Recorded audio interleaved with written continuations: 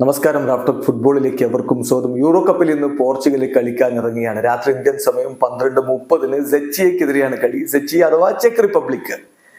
ഈ മത്സരത്തിലേക്ക് വരുമ്പോൾ ആരൊക്കെയായിരിക്കും പോർച്ചുഗലിന്റെ ആദ്യ ഇലവനിൽ? ക്രിസ്ത്യാനോ റൊണാൾഡോ കളിക്കുമോ? അദ്ദേഹത്തെ സ്റ്റാർട്ട് ചെയ്യിക്കുമോ? അതല്ല ബെഞ്ചിലിരുത്തി പിന്നെ സബ്സ്റ്റിറ്റ്യൂട്ട് റോളിൽ കളിപ്പിക്കുമോ? ഇതൊക്കെയാണ് ആരാധകരുടെ മനസ്സിലുള്ള പ്രധാനപ്പെട്ട ചോദ്യം. ഇന്നലെ കോച്ചിനോട് അത് ചോദിക്കുകയുണ്ടായി. പലവട്ടം ക്രിസ്ത്യാനോയെ കുറിച്ച് പലതരത്തിൽ ചോദിച്ചു മാധ്യമപ്രവർത്തകർ പ്രീ മാച്ച് പ്രസ് കോൺഫറൻസിൽ. പക്ഷെ അദ്ദേഹം ഒന്നും വിട്ടു പറയാൻ തയ്യാറായില്ല. പ്ലേയിങ് 11 കുറിച്ച് ചോദിച്ചപ്പോൾ പറഞ്ഞ മറുപടി, എൻ്റെ മനസ്സിൽ കൃത്യമായിട്ട് ആരൊക്കെയാണ് ഇറങ്ങുക, പ്ലേയിങ് 11 ഉണ്ട്.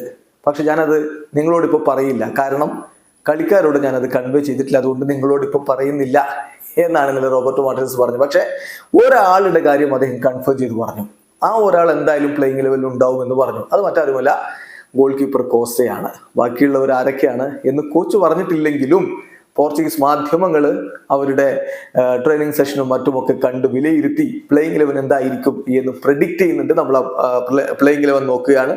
ഗോൾ കീപ്പറായിട്ട് ഡിയേഗോ കോസ്റ്റ തന്നെ, അതിൽ സംശയമില്ല. കോച്ച് അത് പറഞ്ഞതാണ്. പിന്നെ മറ്റു താരങ്ങൾ Antonio Silva, Ruben Dias, Goncalo Inacio, Diogo Dalot, Bruno Fernandes, Vitinha, Joao Cancelo, Bernardo Silva, Rafael Leao, Cristiano Ronaldo. ഇതാണിപ്പോ പ്രതീക്ഷിക്കുന്ന പോർച്ചുഗലിന്റെ ആദ്യ 11.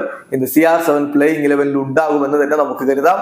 ബാക്കി കാര്യങ്ങൾ കണ്ടറിയണം. ഏതായാലും ക്രിസ്ത്യാനോ റൊണാൾഡോയുടെയും പോർച്ചുഗലിന്റെയും അശ്വമേധം ഇന്ന് തുടങ്ങുമെന്ന പ്രതീക്ഷയോടെ ആരാധകർ കാത്തിരിക്കുന്നു. വീഡിയോ അവസാനിക്കുന്നു.